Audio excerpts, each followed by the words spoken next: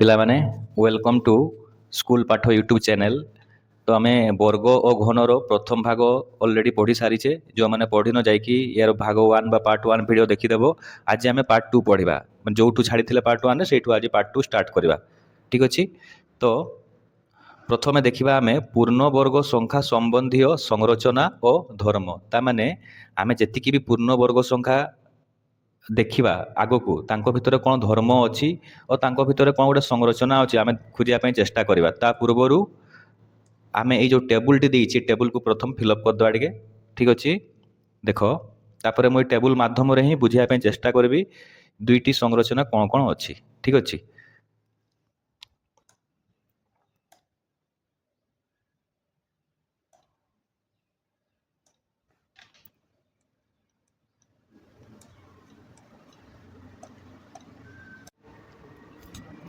ବର୍ତ୍ତମାନ ମୁଁ ଏ ଟେବୁଲଟିକୁ କମ୍ପ୍ଲିଟ୍ କରିଦେଇଛି।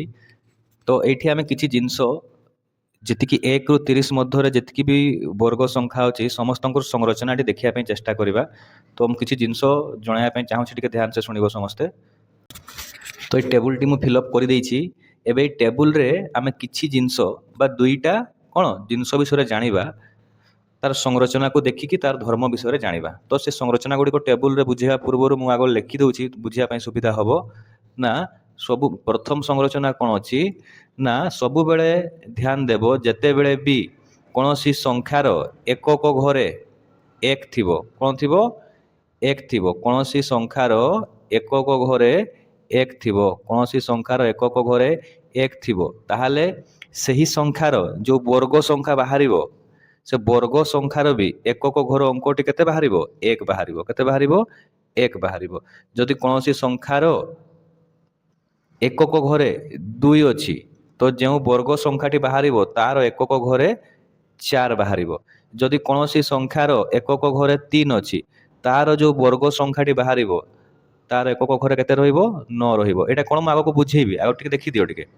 ଯଦି କୌଣସି ସଂଖ୍ୟାର ଏକକ ଘରେ 4 ଅଛି, ତାର ଯଦି ଆମେ ବର୍ଗ କାଢ଼ିବା ତ ଯେଉଁ ବର୍ଗ ସଂଖ୍ୟାଟି ବାହାରିବ ତାର ଏକକ ଘରେ 6 ରହିବ। କ'ଣ ରହିବ? 6 ରହିବ। ଯଦି କୌଣସି ସଂଖ୍ୟାର ଏକକ ଘରେ 5 ଅଛି, ସେହି ସଂଖ୍ୟାର ଯଦି ଆମେ ବର୍ଗ କାଢ଼ିବା, ଯେତେ ବଡ଼ ସଂଖ୍ୟା ହେଉ ନା କାହିଁକି ସେ ସଂଖ୍ୟାର ଏକକ ଘରେ ସବୁବେଳେ 5 ବାହାରିବ। ଯଦି କୌଣସି ସଂଖ୍ୟାର ଏକକ ଘରେ 6 ଅଛି ଆଉ ସେହି ସଂଖ୍ୟାର ଯଦି ବର୍ଗ ସଂଖ୍ୟା କାଢ଼ିବା ତାହେଲେ କେତେ ବାହାରିବ? ଏକକ ଘରେ 6 ବାହାରିବ। ଯଦି କୌଣସି ସଂଖ୍ୟାର ଏକକ ଘରେ 7 ଅଛି, ଯଦି ଆମେ ସେହି ସଂଖ୍ୟାର ବର୍ଗ ସଂଖ୍ୟା କାଢ଼ିବା ତାହେଲେ ଯେଉଁ ବର୍ଗ ସଂଖ୍ୟା ବାହାରିବ ସେ ବର୍ଗ ସଂଖ୍ୟାର ଏକକ ଘରେ କେତେ ରହିବ? 9 ରହିବ। ଯଦି କୌଣସି ସଂଖ୍ୟାର ଏକକ ଘରେ 8 ଅଛି, ତାହେଲେ ଯଦି ଆମେ ସେହି ସଂଖ୍ୟାର ବର୍ଗ ସଂଖ୍ୟା କାଢ଼ିବା ତାହେଲେ ସେଇ ଯେଉଁ ବର୍ଗ ସଂଖ୍ୟା ବାହାରିବ ତାର ଏକକ ଘରେ କେତେ ରହିବ? 4 ରହିବ। ଠିକ୍ ଅଛି। ଯଦି କୌଣସି ସଂଖ୍ୟାର ଏକକ ଘରେ 9 ଅଛି, କ'ଣ ଅଛି?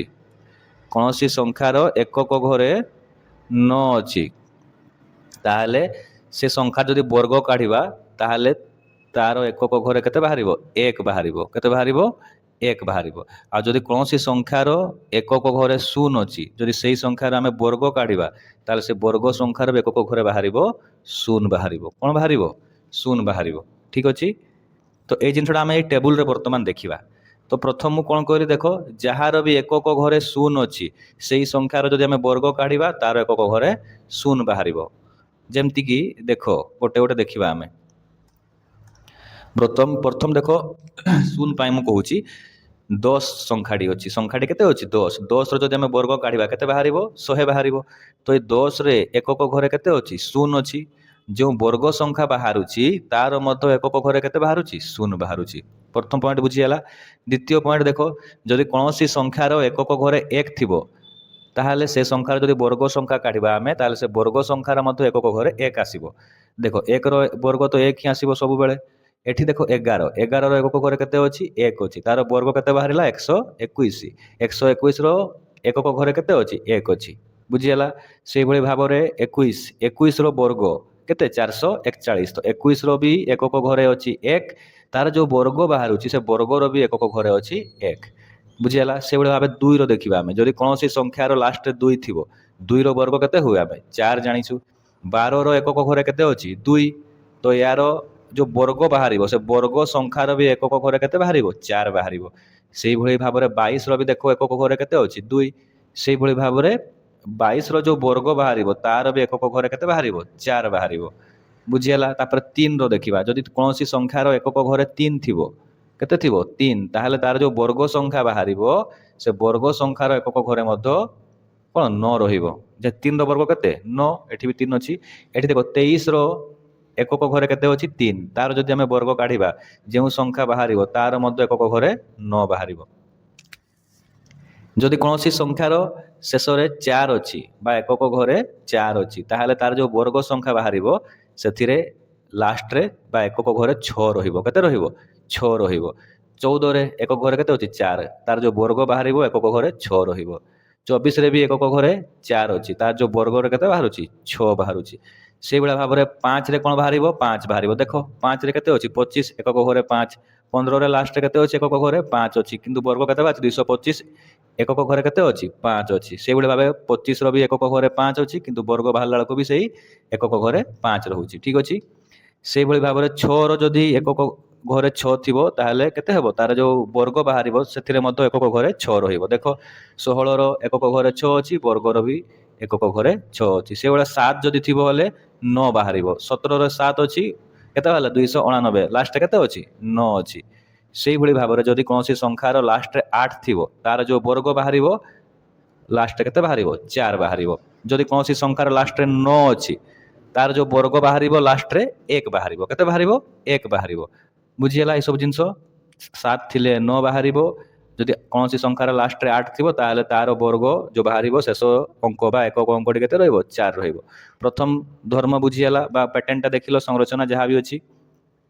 ଏଇଠି ଆମେ ଆଉ ଗୋଟେ ଜିନିଷ ଦେଖିବା। ତ ଏଠି ତମେ କ'ଣ ଦେଖୁଛ, ଯେତେ ବି ସବୁ ବର୍ଗ ସଂଖ୍ୟା ଅଛି ସମସ୍ତଙ୍କର ଶେଷ ଅଙ୍କଟି କେତେ କେତେ ଅଛି ଦେଖ। ସମସ୍ତଙ୍କର ଶେଷ ଅଙ୍କଟା ଧ୍ୟାନ ଦିଅ। ପ୍ରଥମ ଜିନିଷ ହେଲା ଦେଖ, ଗୋଟେ ସଂଖ୍ୟା ଅଛି 0, 0 ଅଛି, 100ରେ 0 ଅଛି। ଠିକ ଅଛି। 1 ମଧ୍ୟ ବାହାରୁଛି। କୌଣସି ବି ବର୍ଗ ସଂଖ୍ୟାର ଲାଷ୍ଟରେ 2 ଅଛି କି ଦେଖ, 2 ଅଛି କି ନା 2 ନାହିଁ।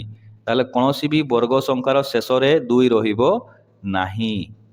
3 ରହିପାରିବ କି ଦେଖ, କୌଣସି ବି ସଂଖ୍ୟାର ବର୍ଗ ସଂଖ୍ୟାର ଶେଷରେ 3 ଅଛି କି ନା 3 ମଧ୍ୟ ରହିପାରିବ ନାହିଁ। 4 ରହିପାରିବ କି, ହଁ ରହିପାରିବ। 4 କାହାର ଶେଷରେ ରହିବ ନା ଯାହାର ଏକକ ଘରେ 2 ଥିବ ଆଉ ଯାହାର ଏକକ ଘରେ କ'ଣ 8 ଥିବ, ସେମାନଙ୍କର ଏକକ ବର୍ଗ ସଂଖ୍ୟା ଯୋଉ ବାହାରିବ ତାଙ୍କର ଏକକ ଘରେ 4 ରହିବ। ତାହେଲେ 4 ରହିପାରିବ, 1 ରହିପାରିବ, 0 ରହିପାରିବ। 5 ରହିପାରିବ କି କୌଣସି ବର୍ଗ ସଂଖ୍ୟାର ଏକକ ଘରେ, ହଁ ରହିପାରିବ। ଦେଖ ଏଠି 5 ଅଛି। 6 ରହିପାରିବ କି, ହଁ ରହିପାରିବ, 6 ଅଛି ଏଠି। 7 ରହିପାରିବ କି, ଦେଖ କୌଣସି ବି ବର୍ଗ ସଂଖ୍ୟାର ଏକକ ଘରେ 7 ଅଛି କି, 7 ଅଛି କି ନା 7 ନାହିଁ। ତାହେଲେ କୌଣସି ବି ବର୍ଗ ସଂଖ୍ୟାର ଏକକ ଘରେ 7 ରହିପାରିବ ନାହିଁ। ସେଇଭଳି ଭାବରେ 8 ରହିପାରିବ କି, ଦେଖ କୌଣସି ବି ସଂଖ୍ୟାର ଏକକ ଘରେ ବର୍ଗ ସଂଖ୍ୟାର 8 ଅଛି କି ନା 8 ମଧ୍ୟ ନାହିଁ। 9 ଦେଖ କୌଣସି ବି ବର୍ଗ ସଂଖ୍ୟାର ଏକକ ଘରେ 9 ଅଛି କି, ହଁ ଅଛି। 7 ଯଦି ଲାଷ୍ଟରେ ଥିବ ତାହେଲେ ତାର ଏକକ ଘରେ କେତେ ରହିବ 9 ରହିବ। କିମ୍ବା 3 ଯଦି କୌଣସି ସଂଖ୍ୟାର ଏକକ ଘରେ ଥିବ, ତାର ଯୋଉ ବର୍ଗ ସଂଖ୍ୟା ବାହାରିବ ସେଥିରେ ମଧ୍ୟ ଏକକ ଘରେ 9 ରହିବ। ତାହେଲେ 9 ମଧ୍ୟ ରହିପାରିବ। ତାହେଲେ ଆମେ ଏଠୁ କ'ଣ ଦେଖିଲେ, କେଉଁ କେଉଁ ସଂଖ୍ୟା ଗୋଟେ ବର୍ଗ ସଂଖ୍ୟା ଶେଷରେ ରହିପାରିବ। 0 ରହିପାରିବ, 1 ରହିପାରିବ, 2 ରହିପାରିବ କି ନା 3 ରହିପାରିବ କି ନା 4 ରହିପାରିବ, 5 ରହିପାରିବ, 6 ରହିପାରିବ, ଆଉ 7 8 ରହିପାରିବ କି ନା 9 ଗୋଟେ ରହିପାରିବ। ତାହେଲେ ଆମେ ଏଠୁ ଫାଇନାଲ କ'ଣ ଦେଖିବା ନା କେଉଁ କେଉଁ ସଂଖ୍ୟା ଗୋଟେ ବର୍ଗ ସଂଖ୍ୟାର ଶେଷରେ ରହିପାରିବେ। 0 ରହିପାରିବ, 1 ରହିପାରିବ, 4 ରହିପାରିବ, 5 ରହିପାରିବ, 6 ରହିପାରିବ, ଆଉ 9 ରହିପାରିବ। ତାହେଲେ ଆମେ କହିପାରିବା ଏଠୁ ଯଦି କୌଣସି ସଂଖ୍ୟାର ଶେଷରେ ଏହି ସଂଖ୍ୟା ଗୁଡ଼ିକ ରହିଛି ତାହେଲେ ସେହି ସଂଖ୍ୟାଟି ଗୋଟେ ପୂର୍ଣ୍ଣ ବର୍ଗ ସଂଖ୍ୟା ହେଇପାରେ। ହେବ ବୋଲି ଆମେ କନଫର୍ମ କହିପାରିବାନି, କିନ୍ତୁ ହେଇପାରେ। ସେ ଜିନିଷଟା କ'ଣ ଆମେ ଆଗକୁ ଦେଖିବା। ଆଉ ଯଦି ତମେ ଦେଖିଦେଲ କୌଣସି ବି ସଂଖ୍ୟାର ଶେଷରେ 2 ରହିଛି, 3 ରହିଛି ହେଲା, ତାପରେ 7 ରହିଛି, 8 ରହିଛି। ଯଦି 2 3 7 8 ଏହି ସବୁ ସଂଖ୍ୟାକୁ ବା ଏଇ ଅଙ୍କ ଗୁଡ଼ିକୁ ଯଦି ତମେ କୌଣସି ସଂଖ୍ୟାର ଏକକ ଘରେ ଦେଖିପାରିଲ, ତାହେଲେ ତମେ ଜାଣିଯିବ ଯେ ଏଗୁଡ଼ା ସେଇ ସଂଖ୍ୟାଟି କେବେ ବି ବର୍ଗ ହେଇ ନଥିବ ହେଲା। ଯଦି କୌଣସି ବି ସଂଖ୍ୟାର ଏକକ ଘରେ ଏହି ସବୁ ଜିନିଷ ବା ଅଙ୍କ ଅଛି 2, 3, 7, 8, ତାହେଲେ ଏଗୁଡ଼ା କେବେ ବି ବର୍ଗ ସଂଖ୍ୟାର ଏକକ ଘରେ ରହିପାରିବେ ନାହିଁ। ଏଗୁଡ଼ା ବର୍ଗ ସଂଖ୍ୟାର ଏକକ ଘରେ ରହିପାରିବେ। ବୁଝିହେଲା? ଏଇଟାକୁ ଆଉ ଟିକେ ଭଲସେ ବୁଝିବା ଆମେ। ଯଦି ମନେକର ଗୋଟେ ମୁଁ ସଂଖ୍ୟା ନେଲି, କେତେ? ଗୋଟେ ସଂଖ୍ୟା ନେଲି 36 ନେଲି, ଆଉ ଗୋଟେ ନେଲି 26 ହେଲା। ତ ଏଠି ଦେଖ 36ଟା ଗୋଟେ ବର୍ଗ ସଂଖ୍ୟା କି ନାହିଁ, ଆଉ 26ଟା ଗୋଟେ ବର୍ଗ ସଂଖ୍ୟା କି ନାହିଁ କେମିତି ଜାଣିବ? ଆଉ ଗୋଟେ ସଂଖ୍ୟା ନେଲି ମୁଁ 28, ଆଉ ଗୋଟେ ସଂଖ୍ୟା ନେଲି କେତେ? 22। ଏଇ ଭିତରୁ ଆମେ ଦେଖିବା କେଉଁଠି ଗୋଟେ ପୂର୍ଣ୍ଣବର୍ଗ ସଂଖ୍ୟା ହେବ, କୋଉଟା ହେବ ନାହିଁ, ଆମେ କେମିତି ଜାଣିବା? ହେଲା। ତ ମୁଁ ଏବେ ଟିକେ ଆଗରୁ କହିଲି ଯଦି କୌଣସି ବି ସଂଖ୍ୟାର ଶେଷ ଅଙ୍କଟି 2 ଥିବ, ହେଲା, ତାପରେ 3 ଥିବ, ତାପରେ 7 ଥିବ, ତାପରେ 8 ଥିବ, ଯଦି ଏଇ 4ଟି ଜିନିଷ ଅଛି, କ'ଣ କହିଲି? ଯଦି କୌଣସି ବି ସଂଖ୍ୟାର ଏକକ ଘରେ 2 ଥିବ, 3 ଥିବ, 7 ଥିବ, 8 ଥିବ, ଏଇ 4ଟି ଯଦି ଜିନିଷ ଅଛି ତାହେଲେ ସେଇ ସଂଖ୍ୟାଟି କେବେ ବି ଗୋଟେ ବର୍ଗ ସଂଖ୍ୟା ହେଇ ନଥିବ। ତାହେଲେ ମୁଁ କ୍ୱେଶ୍ଚନରେ କ'ଣ ଲେଖିଥିଲି? ଗୋଟେ ସଂଖ୍ୟା ଥିଲା 36, ଗୋଟେ ଥିଲା 26, ଗୋଟେ ଥିଲା 28, ଆଉ ଗୋଟେ ଥିଲା 22। ତ ଏଇ ଭିତରୁ କେଉଁଟା ଆମର ଗୋଟେ ବର୍ଗ ସଂଖ୍ୟା ହେବ, କେଉଁଟା ହେବ ନାହିଁ, ଆମେ କେମିତି ଜାଣିବା? ତ ଆମେ ପ୍ରଥମ ନିୟମରୁ ହିଁ ଦେଖିପାରିବା ଯେ କୌଣସି ସଂଖ୍ୟାର ଯଦି ଲାଷ୍ଟରେ 2, 3, 7, 8 ଅଛି ତାହେଲେ ସେ କେବେ ବି ବର୍ଗ ସଂଖ୍ୟା ହେଇପାରିବ ନାହିଁ ବା ଗୋଟେ ପୂର୍ଣ୍ଣ ବର୍ଗ ସଂଖ୍ୟା ହେଇପାରିବ ନାହିଁ। ତ ଦେଖ 28 ଯେମିତି ଆମେ ଦେଖିକି ହିଁ ଜାଣିପାରିଲେ ଇଏ ବର୍ଗ ସଂଖ୍ୟା ହେଇପାରିବ କି ନା, କାହିଁକି ଲାଷ୍ଟରେ 8 ଅଛି। 22ଟା କ'ଣ ଗୋଟେ ପୂର୍ଣ୍ଣବର୍ଗ ସଂଖ୍ୟା ହେଇପାରିବ କି ନା, ହେଇପାରିବ ନାହିଁ, କାହିଁକି ନା ୟାର ଏକକ ଘରେ 2 ଅଛି, ତାହେଲେ ଇଏ ବି କ'ଣ ହେଇପାରିବ ନାହିଁ, ଗୋଟେ ପୂର୍ଣ୍ଣ ବର୍ଗ ସଂଖ୍ୟା ହେଇପାରିବ ନାହିଁ। ବାକି ରହିଲା ଦୁଇଟା 36 ଆଉ 26। 36 ଆଉ 26, ଦେଖ ଏଥିରେ ବି 6 ଅଛି, ଏଥିରେ ବି 6 ଅଛି। 6 ଥିଲେ ଗୋଟେ ସଂଖ୍ୟା ପୂର୍ଣ୍ଣ ବର୍ଗ ସଂଖ୍ୟା ହେଇପାରିବ, କିନ୍ତୁ ସବୁବେଳେ ସେଟା ହେବ ସେମିତି କିଛି ଜରୁରୀ ନାହିଁ। ସେ ହେଇ ବି ପାରେ, ନ ବି ହେଇପାରେ। କିନ୍ତୁ ଯଦି 2, 3, 7, 8, 2, 3, 7, 8 ଯଦି ଏଇ ସଂଖ୍ୟା 4ଟା ଅଛି ବା ଏଇ ଅଙ୍କ 4ଟା ଅଛି, ତାହେଲେ ଆମେ ପୁରା କନଫର୍ମ ହେଇଯିବା ଯେ ସେ କେବେ ବି ଗୋଟେ ପୂର୍ଣ୍ଣବର୍ଗ ସଂଖ୍ୟା ହେଇ ନଥିବ। କିନ୍ତୁ ଯଦି 6 ଅଛି ତାହେଲେ ହେଇପାରେ ସେ ଗୋଟେ ପୂର୍ଣ୍ଣବର୍ଗ ସଂଖ୍ୟା ହେବ, ନହେଲେ ହେଇ ନ ବି ପାରେ। ତାହେଲେ ଦେଖିବା ଆମେ ଜାଣିଛୁ 6ର ବର୍ଗ କେତେ ହୁଏ? 36 ହୁଏ, ହେଲା। ଯଦି ଆମେ 6 ଗୁଣନ 6 କରିବା ତ କେତେ ବାହାରିବ? 36। ତାହେଲେ ଇଏ ଗୋଟେ ପୂର୍ଣ୍ଣବର୍ଗ ସଂଖ୍ୟା ହେଇପାରିବ। କିନ୍ତୁ 26 ଗୋଟେ ପୂର୍ଣ୍ଣବର୍ଗ ସଂଖ୍ୟା ହେଇପାରିବ ନାହିଁ। କ'ଣ ପାଇଁ? ଦେଖ 25 ପରେ ଯେଉଁ ପୂର୍ଣ୍ଣବର୍ଗ ସଂଖ୍ୟାଟି ରହୁଛି ସେଇଟା ହେଉଛି 36। 25 ଆଉ 36 ମଧ୍ୟରେ ଗୋଟେ ବି ପୂର୍ଣ୍ଣବର୍ଗ ସଂଖ୍ୟା ଅଛି କି ନା, ନାହିଁ। ତାହେଲେ 26 ଗୋଟେ ପୂର୍ଣ୍ଣବର୍ଗ ସଂଖ୍ୟା ହେବ ନାହିଁ। ବୁଝିହେଲା? ହେଲା, ଯାହା ଯାହା ବୁଝେଇଲି ବୁଝିପାରିଲ? ଏବେ ତମ ବହିରେ କ'ଣ ଦେଇଛି ଆମେ ଦେଖିବା। ଦେଖ ଏଠି କ'ଣ କ'ଣ ସଂରଚନା ତମେ ଦେଖୁଛ ବୋଲି ସେ ପଚାରୁଛି। ଆମେ ଅଲରେଡ଼ି ଦେଖି ସାରିଲେ ଯଦି କୌଣସି ସଂଖ୍ୟାର ଶେଷ ଅଙ୍କଟି 2, 3, 7 କିମ୍ବା 8 ହେଇଥିବ, କ'ଣ କହିଲି? 2, 3, 7 କିମ୍ବା 8 ହେଇଥିବ, ତାହେଲେ ଏଟା କେବେ ବି ଗୋଟେ ପୂର୍ଣ୍ଣବର୍ଗ ସଂଖ୍ୟା ହେଇ ନଥିବ, ହେଲା। ଯଦି କୌଣସି ସଂଖ୍ୟାର ଏକକ ଅଙ୍କ 0, 1, 4, 5, 6, 9 ହେଇଥିବ, ତାହେଲେ ସେଇ ସଂଖ୍ୟାଟି କ'ଣ ଗୋଟେ ପୂର୍ଣ୍ଣବର୍ଗ ସଂଖ୍ୟା ହେଇପାରେ ବୋଲି ଆମେ କହିପାରିବା। କିନ୍ତୁ ଚେକ୍ କରିବା ପାଇଁ ପଡ଼ିବ ସେଟା ପୂର୍ଣ୍ଣବର୍ଗ ହେଇ ବି ପାରେ, ନ ବି ହେଇପାରେ। ବୁଝିହେଲା ପ୍ରଥମ ଲାଇନ୍? ଠିକ୍ ଅଛି। ତାପରେ ଆଗକୁ ଦେଖିବା।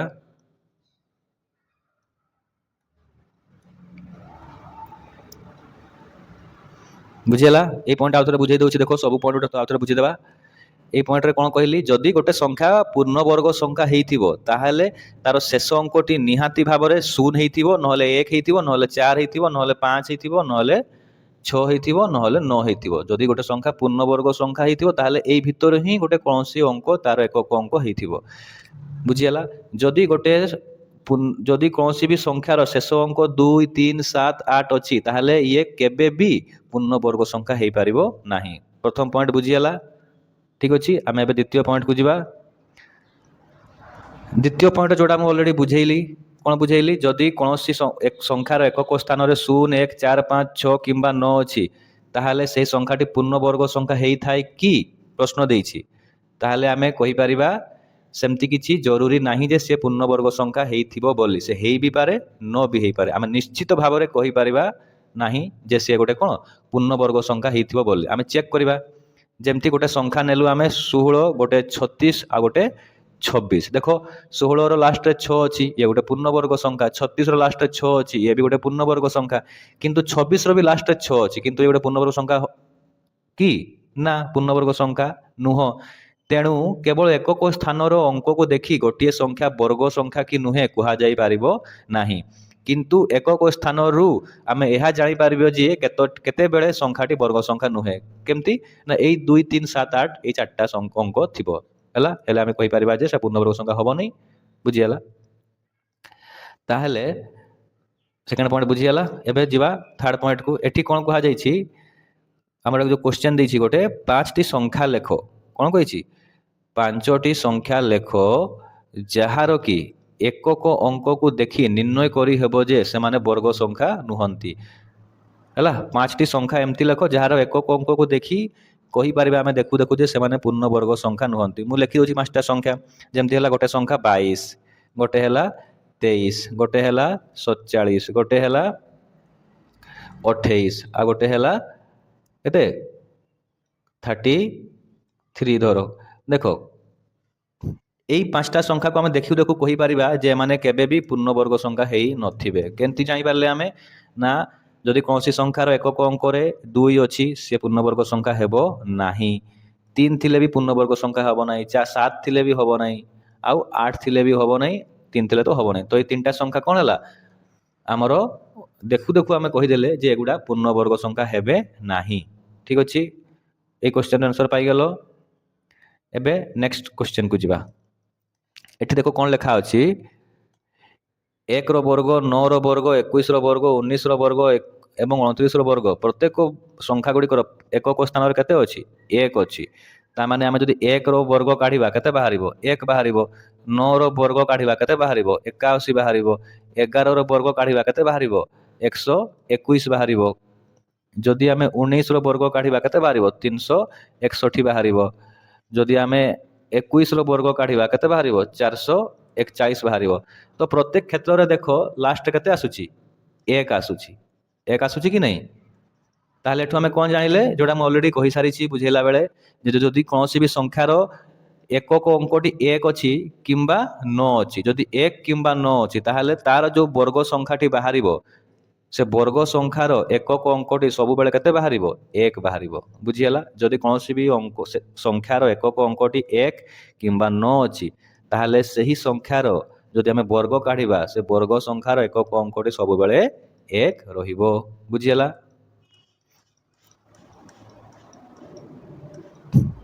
ସେଇଭଳି ଭାବରେ ନେକ୍ସଟ କ୍ୱେଶ୍ଚନ କ'ଣ କହିଛି, ଆସ 6ରେ ଶେଷ ହେଉଥିବା ବର୍ଗ ସଂଖ୍ୟା ଗୁଡ଼ିକୁ ବିଚାର କରିବା। ଏଇଟା ବି ମୁଁ ଅଲରେଡ଼ି କହିଦେଇଛି।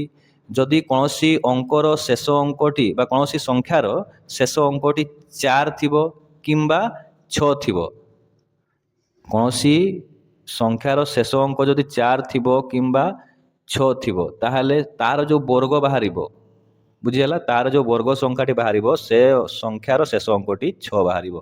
ଦେଖ ଏଠି 16ର ଶେଷ ଅଙ୍କରେ କେତେ ଅଛି? 6 ଅଛି। ହେଲା, ତ ଏଠି 16ଟା କାହାର ବର୍ଗ? 4ର ବର୍ଗ। ସେଇଭଳି ଭାବରେ 36, 6ର ଅଛି ମାନେ 36, 14ର ଲାଷ୍ଟରେ 4 ଅଛି ହେଲେ 196, 6 ବାହାରିଲା। 16ର ବର୍ଗ 256, କେତେ ବାହାରିଲା? ଲାଷ୍ଟରେ 6 ଅଛି। ବୁଝିଗଲା? ଯଦି କୌଣସି ସଂଖ୍ୟାର ଶେଷ ଅଙ୍କରେ 4 କିମ୍ବା 6 ଥିବ ତାର ବର୍ଗ ସଂଖ୍ୟାର ଶେଷରେ 6 ବାହାରିବ। ଏଟା ମୁଁ ଅଲରେଡ଼ି ବୁଝେଇଦେଲି। ଠିକ୍ ଅଛି, ତ ଏଇ କ୍ୱେଶ୍ଚନର ଆନ୍ସର କ'ଣ ହେବ ନା ନିମ୍ନଲିଖିତ ସଂଖ୍ୟାମାନଙ୍କ ମଧ୍ୟରୁ କେଉଁ ଗୁଡ଼ିକର ଏକକ ସ୍ଥାନରେ 6 ରହିବ? କେଉଁ ଗୁଡ଼ିକର ଏକକ ସ୍ଥାନରେ 6 ରହିବ? ମୁଁ ଅଲରେଡ଼ି କ'ଣ କହିଦେଲି, ଯଦି ଯେଉଁ ସଂଖ୍ୟାର ଶେଷ ଅଙ୍କଟି 4 ଥିବ କିମ୍ବା 6 ଥିବ ତାହେଲେ ସେହି ସଂଖ୍ୟାର ଯେଉଁ ବର୍ଗ ସଂଖ୍ୟା ବାହାରିବ ତାର ଏକକ ଅଙ୍କ ଘରେ 6 ରହିବ। ତ ଦେଖିଦିଅ 38ର ଏକକ ଘରେ କେତେ ଅଛି? 8 ଅଛି। ତ ଇଏ ରହିପାରିବ ନା ଇଏ ହେଇପାରିବ ନାହିଁ। 34 ଏକକ ଘରେ 4 ଅଛି, ତାହେଲେ ଇଏ ହେଇପାରିବ। 44ର ବର୍ଗ ଏକକ ଘରେ 6 ଅଛି, ତାହେଲେ ଇଏ ହେଇପାରିବ। 56ର ବି ଏକକ ଘରେ 6 ଅଛି, ତାହେଲେ ଇଏ ହେଇପାରିବ। 74ର ବି ଏକକ ଘରେ 4 ଅଛି, ତାହେଲେ ଇଏ ହେଇପାରିବ। 82ର ଏକକ ଘରେ 2 ଅଛି, ହେଇପାରିବ କି? ନା, ଇଏ ହେଇପାରିବ ନାହିଁ। ତାହେଲେ କ୍ୱେଶ୍ଚନ ଆନ୍ସର ପାଇଗଲ। ଏବେ ଆମେ ନେକ୍ସଟ କ୍ୱେଶ୍ଚନକୁ ଯିବା।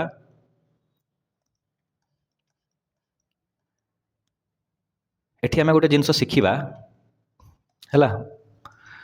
ଏଠି ଗୋଟେ ଜିନିଷ ବିଷୟରେ ଶିଖିବା, ଯଦି କୌଣସି ବି ସଂଖ୍ୟାର ଏକକ ଘରେ ଗୋଟିଏ ଶୂନ ଅଛି ତାହେଲେ ତାର ଯେଉଁ ବର୍ଗ ବାହାରିବ ସେ ବର୍ଗର ଘରେ ଏକକ ଘରେ ସେ ବର୍ଗରେ ଦୁଇଟା ଶୂନ ରହିବ। କେତେଟା ଶୂନ?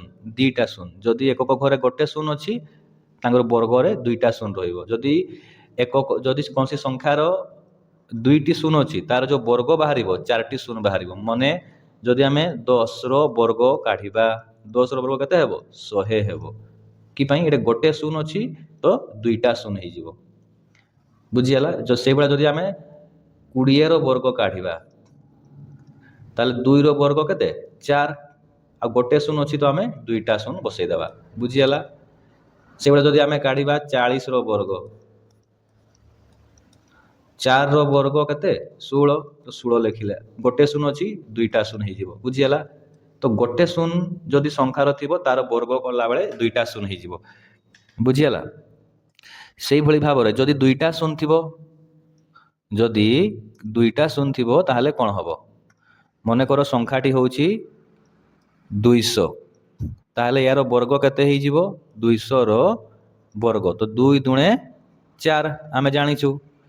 ତ ଯେହେତୁ ଏଠି ଦୁଇଟା ଶୂନ ଅଛି ଏଠି ଚାରିଟା ଶୂନ ହେଇଯିବ। କେତେ ହେଇଯିବ? ଚାରିଟା ଶୂନ ହେଇଯିବ। ବୁଝିଗଲା? ଯଦି ମୁଁ କହିବି 700ର ଯଦି ବର୍ଗ କାଢ଼ିବାର ଥିବ ତ ଆମେ 7ର ବର୍ଗ ଜାଣିଛୁ କେତେ? 49। 7ର ବର୍ଗ ହେଉଛି 49। ତ ଦୁଇଟା ଶୂନ ଅଛି ଏଠି ଚାରିଟା ଶୂନ ରହିଯିବ। ଯଦି ସେଇଭଳିଆ ଆମେ 900ର ବର୍ଗ କାଢ଼ିବା ତାହେଲେ କେତେ ହେବ? 9ର ବର୍ଗ ପ୍ରଥମ କାଢ଼ିଦେବା ଆମେ। 9ର ବର୍ଗ କେତେ? 81। ତାପରେ ଦୁଇଟା ଶୂନ ଅଛି, କେତେଟା ଶୂନ ରହିବ? ଚାରିଟା ଶୂନ ରହିଯିବ। ବୁଝିଗଲା? ତାହେଲେ ଏଠୁ ଆମେ କ'ଣ ଶିଖିଲେ?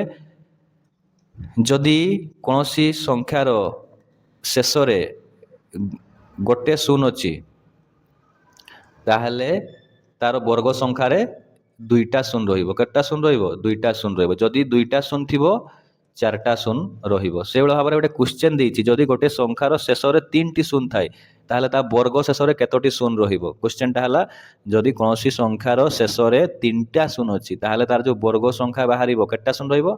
ତ ଏଠି ଆମେ କହିପାରିବା 6ଟା ଶୂନ ରହିବ। କେତେଟା ରହିବ? 6ଟା ଶୂନ ରହିବ। ଠିକ୍ ଅଛି? ଗୋଟେ ଶୂନ ଥିଲେ ଦୁଇଟା ଶୂନ ବାହାରିବ, ଦୁଇଟା ଶୂନ ଥିଲେ 4ଟା, 3ଟା ଶୂନ ଥିଲେ 6ଟା। ହେଲା? ବୁଝିଗଲା? ନେକ୍ସଟ କ୍ୱେଶ୍ଚନକୁ ଯିବା। ତାହେଲେ ଏଠି ତମେ ଗୋଟେ ଜିନିଷ ମାର୍କ କରୁଥିବ ବା ଗୋଟେ ଜିନିଷ ଦେଖିଥିବ, ସବୁବେଳେ ଯେତେବେଳେ ଗୋଟେ ଶୂନ ରହୁଥିଲା ତାର ବର୍ଗରେ ଦୁଇଟା ଶୂନ ବାହାରୁଥିଲା, ଦୁଇଟା ଶୂନ ଥିଲେ ଚାରିଟା ଶୂନ ବାହାରୁଥିଲା, 3ଟା ଶୂନ ଥିଲେ ତା ବର୍ଗ ସଂଖ୍ୟାରେ 6ଟା ଶୂନ ବାହାରୁଥିଲା। ଏଠୁ ଆମେ କ'ଣ କହିପାରିବା ନା ଗୋଟେ ବର୍ଗ ସଂଖ୍ୟାର ସବୁବେଳେ ଯେଉଁ ଲାଷ୍ଟ ଶୂନ ଗୁଡ଼ା ଥିବ ସବୁବେଳେ ଯୁଗ୍ମ ସଂଖ୍ୟକ ଶୂନ ଥିବ। କ'ଣ ଥିବ? ଯୁଗ୍ମ ସଂଖ୍ୟକ ଶୂନ। ହେଲା? ବର୍ଗ ଗୁଡ଼ିକର ଶେଷରେ କେବଳ ଏକ ଯୁଗ୍ମ ସଂଖ୍ୟକ ଶୂନ ରହିବ। ହେଲା? ଏଇଟା ହଁ ଆମେ କହିପାରିବା। କ୍ୱେଶ୍ଚନ୍ କ'ଣ ପଚାରିଛି? ଏକ ସଂଖ୍ୟାର ଶେଷରେ ଥିବା ଶୂନମାନଙ୍କର ସଂଖ୍ୟା ଏବଂ ତାହାର ବର୍ଗର ଶେଷରେ ଥିବା ଶୂନମାନଙ୍କ ସଂଖ୍ୟା ବିଷୟରେ ତୁମେ କ'ଣ ଲକ୍ଷ୍ୟ କରୁଛ? ନା ଯେତେବେଳେ ବି ଗୋଟେ ସଂଖ୍ୟାର ବର୍ଗ କାଢ଼ିବା ତାର ଯେଉଁ ଶୂନ ଗୁଡ଼ା ଥିବ ସବୁବେଳେ ଯୁଗ୍ମ ସଂଖ୍ୟକ ଶୂନ ଥିବ। କ'ଣ ଥିବ? ଯୁଗ୍ମ ସଂଖ୍ୟକ ଶୂନ ଥିବ। ବୁଝିଗଲା? ଠିକ୍ ଅଛି? ତାପରେ ଏଇଠି ଗୋଟେ ପଏଣ୍ଟ ଦେଇଛି, ଗୋଟିଏ ସଂଖ୍ୟା ଓ ତାହାର ବର୍ଗ ମଧ୍ୟରେ ଥିବା ସମ୍ପର୍କ ବିଷୟରେ ତୁମେ କ'ଣ କହିପାରିବ?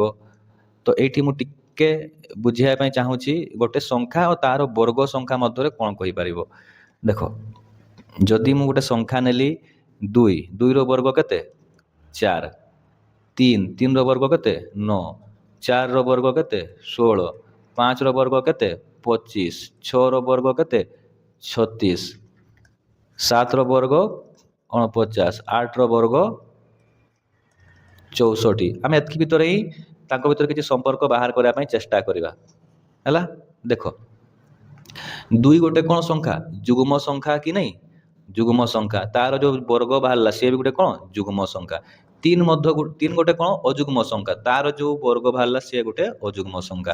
4 ଗୋଟେ ଯୁଗ୍ମ ସଂଖ୍ୟା, ତାର ଯେଉଁ ବର୍ଗ ବାହାରିଲା ସିଏ ବି ଗୋଟେ ଯୁଗ୍ମ ସଂଖ୍ୟା। 5 ଗୋଟେ ଅଯୁଗ୍ମ ସଂଖ୍ୟା, ତାର ଯେଉଁ ବର୍ଗ ବାହାରିଲା ସିଏ ବି ଗୋଟେ ଅଯୁଗ୍ମ ସଂଖ୍ୟା। 6 ଗୋଟେ ଯୁଗ୍ମ ସଂଖ୍ୟା, ତାର ଯେଉଁ ବର୍ଗ ବାହାରିଲା ସିଏ ଗୋଟେ ଯୁଗ୍ମ ସଂଖ୍ୟା। ସେଭଳିଆ 7ର ବର୍ଗ 7 গোটে অযুগ্ম সংখ্যা 49 গোটে অযুগ্ম সংখ্যা সেভাবে 8 বর্গ 8 গোটে কোণ যুগ্ম সংখ্যা 64 বি গোটে যুগ্ম সংখ্যা। তাহলে গোটিଏ সংখ্যা ও তার বর্গ মধ্যে সম্পর্ক বিষয়ে তুমি কোণ কহিপারিব? তাহলে এতকি দেখিলা পরে আমি কহিপারিবা যে যদি গোটে সংখ্যা যুগ্ম হেইথিব তাহলে তার যে বর্গ বাহারিব সিଏ ମଧ୍ୟ কোণ হব গোটে যুগ্ম সংখ্যা হেইথিব। কোণ হেইথিব? যুগ্ম সংখ্যা হেইথিব। যদি যদি গোটে সংখ্যা অযুগ্ম ଅଛି, যদি গোটে সংখ্যা অযুগ্ম ଅଛି তাহলে তার যে বর্গ সংখ্যাটি বাহারিব সেইটা বি গোটে কোণ রহিব অযুগ্ম সংখ্যা রহিব। ହେଲା, এটা হচ্ছে তাଙ୍କ ভিতরে সম্পর্ক। যদি গোটে সংখ্যা অযুগ্ম থিব তার যে বর্গ বাহারিব সে বি অযুগ্ম রহিব, যদি গোটে সংখ্যা যুগ্ম থিব তার যে বর্গ বাহারিব সে বি গোটে যুগ্ম সংখ্যা হব। এই কোশ্চেন आंसर বুঝিগলা? ঠিক ଅଛି, ଏବେ ଆମେ ନେକ୍ସଟ ପଏଣ୍ଟକୁ ଯିବା ବା ନେକ୍ସଟ ପାଠକୁ ଯିବା।